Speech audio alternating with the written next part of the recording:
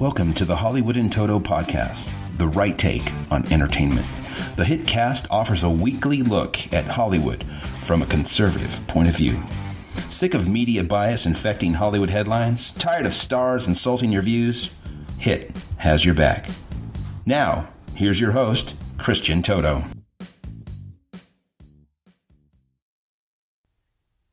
Welcome to episode 45 of the Hollywood in Toto podcast. This week we're speaking with animator Len Smith. You've seen his work in movies like Who Framed Roger Rabbit and even The Mighty Ducks. Stay tuned for that story. But before our chat, I wanted to talk about one of the best parts about being a film journalist, talking to some of the biggest stars in Hollywood. Years ago, I worked at the Washington Times, and I covered entertainment, all parts of entertainment. Part of that meant I got to interview some of the biggest stars who came to town. And because D.C. is a pretty big city, it's not New York or L.A., but it's pretty darn big in and of itself, a lot of the big stars would come to visit. I'm talking Tim Robbins, Dwayne Johnson, Kevin Spacey. Some of the biggest names in Hollywood would check in on us, and I get a chance to interview them. It was a lot of fun, a lot of good stories, and sort of a lot of great memories, too. I remember joking with Albert Brooks about how we can't use the words nest or egg in our household based on his Lost in America film. I think he chuckled and maybe heard that joke a million times, but he was pretty charitable with me. Now I work in Washington. Now I work in Denver, not Washington, D.C., so we don't get a chance to meet as many celebrities here as I once did as a D.C. dweller. But that's okay because some stars do come to town. Most recently, 4 of the actors from a new film called Only the Brave visited the Mile High City, and I got a chance to talk to them. I wanted to talk about one interview in particular. And now here's just a little background story here. As someone who covers Hollywood from a right-of-center perspective, I'm always dying for journalists to ask very specific questions of the stars. And there's 2 things there. One is, hey, maybe hold them accountable for some of their more outrageous statements about politics or culture, things like that. Often journalists don't do that. And I think it's partly because they agree with the stars. So they don't want to hold them accountable. They don't want to ask tough questions because they're too busy nodding their heads. But also there are other questions that are just part of the culture where a lot of red state types want to know the answers, and a lot of journalists don't even bother asking the questions. That's where I come in, or at least that's where I want to come in. But like I said, I don't get face-to-face time with a lot of stars these days, but this time I did. And when Josh Brolin came into the room as part of a roundtable interview, I thought, you know what? This guy, I'm going to ask a tough question, but a tough but fair question. So here it went. I said, Josh, your stepmom, Miss Barbara Streisand, is very active in politics, and she often speaks her mind, and a lot of actors do that these days. I said, I was kind of curious, though, with all the issues that you guys talk about, from immigration to Trump to crime to guns, you never seem to touch on free speech and the attacks on free speech, specifically on the college campuses of today. Why not? That would seem like a natural inclination for actors to talk about free expression. It's your business. I said, why don't actors like yourself talk more about that? I framed it as delicately as possible, but I was pretty direct about it. And up until then, Josh Brolin had been very charming and forthcoming and chatty, and also very bright. Seems like a pretty smart guy. Well, he looked at me, and it was extremely clear that he had no idea what I was talking about. So I went on to elaborate a little bit. I said, hey, like people like Ben Shapiro come into different colleges, and the particular universities have to raise hundreds of thousands of dollars just to get them protection for them to speak on campus. The blank look continued. Now, to his credit, Josh went with the question, tried to answer it the best he could, talked about free expression in sort of noble and generic ways. He was trying. He was really trying. He wasn't being a jerk. He wasn't ducking my question, but it was extremely clear what had happened. He had no idea what I was talking about. He wasn't aware of the attacks on free speech on college campuses because I brought it up twice, and I got a no sale in his eyes. That was the reaction. So I thought, how fascinating and how perfect a bubble portrait is that? Hollywood star, Josh Brolin, smart, well-informed. He's been in the business since the Goonies. His parents are royalty in the industry, Barbara Streisand and James Brolin. He is a perfect symbol of Hollywood, and He didn't know what I was talking about. So it was really fascinating. I'm going to be reporting on this more for HollywoodInToto.com. Look out for those stories soon.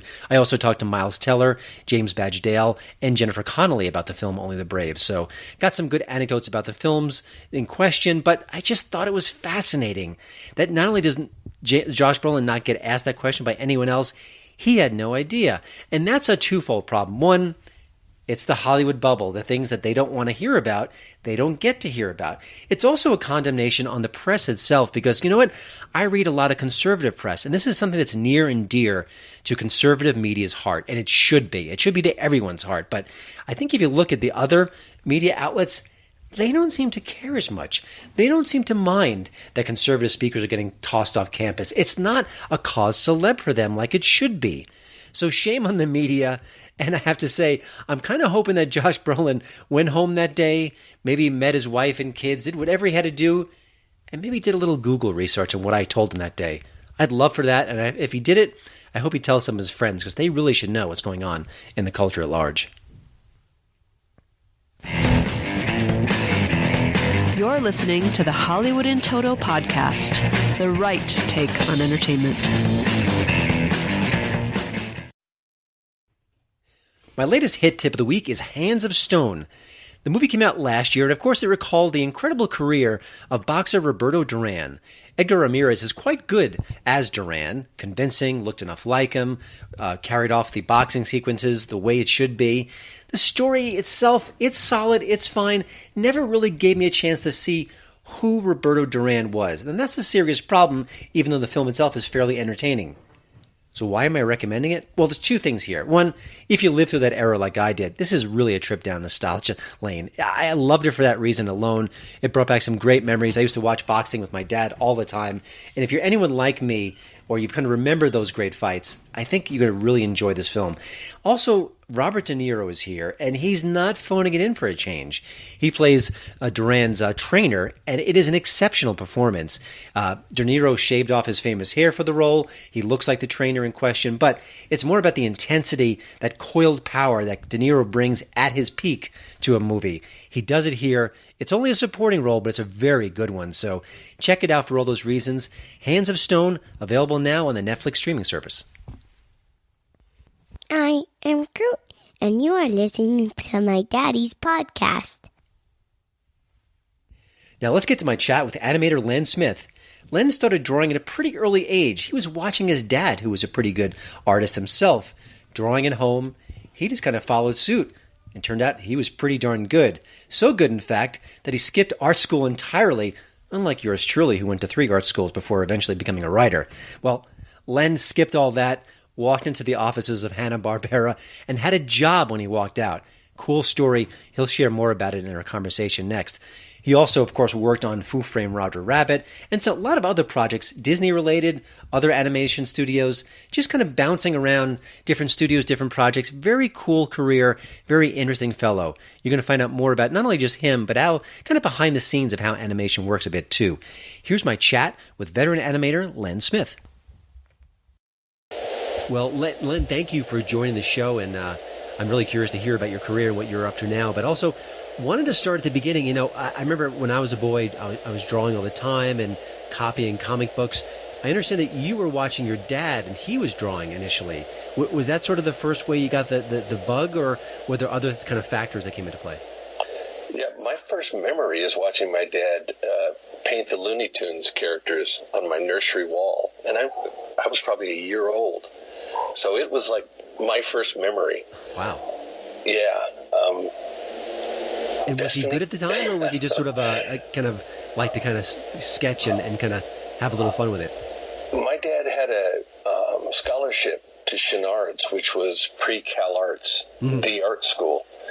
So, yeah, he was really good. More of a painter than a cartoonist, but, yeah. Wow. Now, for he me... gave that up to become a carpenter. So I kind of picked up the mantle and went with it. Now, for me, I used to draw like Spider-Man and Iron Man. They were my, I guess you could say, my inspirations, and I did some horror stuff too. What kind of things would you draw when you were young, and what did you feast on?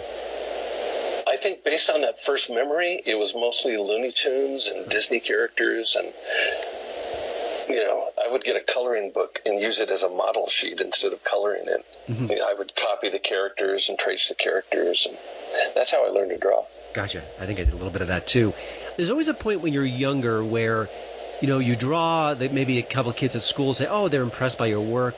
But there's a point where you go, I think I'm pretty good at this. I think this could be something more than just kind of a hobby or thing that I do on the side. Was there a moment like that for you? I want to get to your Hanna-Barbera moment soon, but even before then, was there sort of did someone maybe come up to you and say, hey, you're really good, Len. Maybe this is something you could do? Or did that happen at all? It happened all the time in school. I would have people telling me, including my teachers, you need to do this. This is your thing, and you really should pursue it. I had an art teacher in high school who sent me to Art Center in Pasadena just on a summer thing. Yeah, there was a lot of encouragement. Uh-huh. Now, the story you've shared in the past is about walking in with sort of a homemade portfolio into the offices of Hanna-Barbera and coming out with a job that day.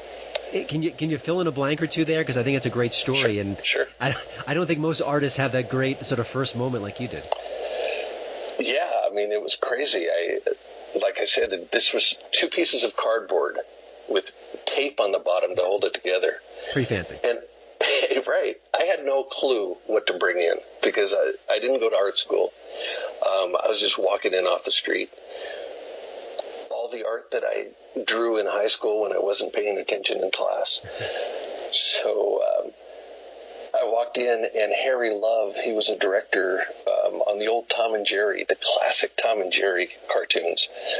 And he's sitting there looking through my portfolio, and he's flipping through, and he looks at me and he says, "You drew these?" I said, "Yeah." He said, "Wait here." And he left the room and came back about 10 minutes later, and he says, "Can you start today?" Sure, I can start today. So, yeah, I was hired and went to work for Iwo Takamoto, who was the guy who designed Scooby-Doo. Mm-hmm. And he was the president of Hanna-Barbera at the time. And I was hired into development of new shows and coming up with new ideas and things. So I went in at the top level right off the street. Wow. Yeah. You mentioned that you didn't have any formal training. And it's funny. Years ago, I had an art professor who said to me, if you draw every day, you don't need me, you don't need this college. And it always stuck with me, that comment. Do you look back and wish you had more formal training, or do you think that, hey, this is actually a better path, that I kind of did it on my own, taught myself, and then went from there? I think I would have been better off with formal training. There's so much that I'm still wishing that I had learned early. But because I got in so easy, and it just took off, I didn't think I needed it. Yeah. But now I wish I had. Huh. You were in Hanna-Barbera. How long were you with Hanna-Barbera? Only about a year and a half. Gotcha. What do you look back at that time? That's your first job, and I think sometimes the first one leaves an impression on you. Was there something significant you took away from that experience? It was a dream. I grew up on Hanna-Barbera cartoons every Saturday morning, getting up, and watching the Flintstones with my grandpa, who was actually worked in a stone quarry. So he loved the show. But, that was a dream come true, What was the question? I was what did you kind of take away from that? Was there a learning lesson that really stuck with you? That was your first gig, and I'm sure you were soaking things up right and left. They threw me into so many different things. I started doing character design there. I started doing layout, background layout for different shows. That was, just getting thrown in the water and swim, But it was a great experience. And I imagine that versatility helped you down the road. If you had sort of a foot in each different area, then you can kind of work in different areas as you move along. Definitely. I've worked in so many different areas, and that was, kind of the push to say, you can do this. You can, whatever they throw at you. Gotcha. What was the kind of creative mindset at the time? Was it collaborative? Was it the bosses sort of put their foot down and you did as you're told? I mean, when you're working in the animation field, is every job very distinct and very different?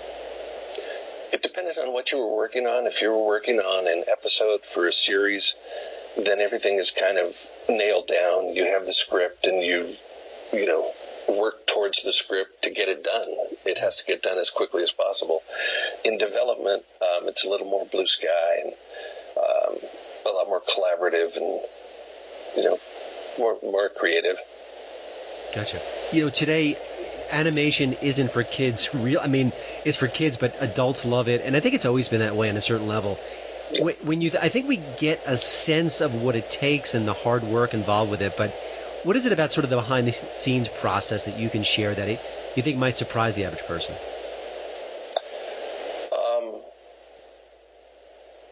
The animators and artists are crazy. I mean, you don't get cartoons from sane people. I saw a bit of that in art college, but yeah. Crazy, and I'm assuming sometimes it's in a fun way too, I imagine. Oh, definitely. Uh-huh. Whatever ends up on screen that the people love, I mean, it's coming from minds that are a little warped, but in a good way. Gotcha. I think. Years later, you worked on the Who Framed Roger Rabbit, obviously a landmark film in a lot of different ways. And for me, I know that they had merged animation and live action before, but there was something about the way that film did it that felt really kind of like a game changer. What can you share about your time on that project? What did you take away from that? That was like my next project after Hanna-Barbera. Mm-hmm. The guy who taught me layout at Hanna-Barbera hired me to assist him on Roger Rabbit. It wasn't a game changer, but it was still done in the old school way of frame by frame. The animation had to be done over the live action, hand drawn. There was no computers. It was like the last big hurrah for animation. The animation was kind of dying at that point, and it brought it back, for a while until CGI kind of caught up, and then that was the end of animation. But go ahead. I'm sorry. So your career kind of bridged that gap in a sense. I mean, you worked before, you worked during, and now today. Does it make? I mean, obviously, there's more tools in your toolkit to work with. Is there a part of you that's sad that change happened, that you missed sort of the old school approach, or you think, heck, I've got new new ways to tell stories. It's even better.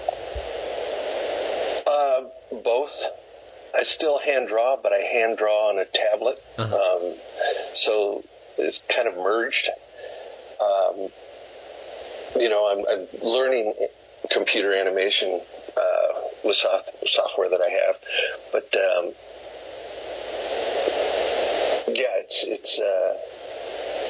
it's changed a lot. I do miss old school animation, 2D animation, hand drawn, where it's a craft. Now it's kind of a product. Yeah.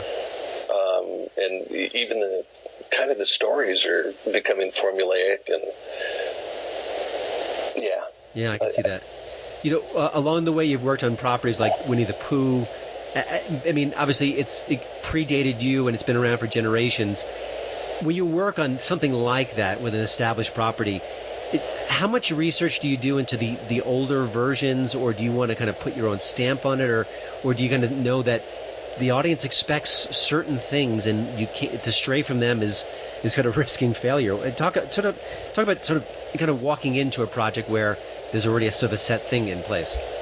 I was a fan of the original movies, so I was kind of a purist about it. And, no, I didn't try and change anything. Does it give you a sense of why those properties were so beloved, so successful, when you're kind of behind the scenes, actually frame by frame, making them happen? Yes. I mean, I'm an ultimate fan anyway. So personally, I couldn't mess with them. Gotcha.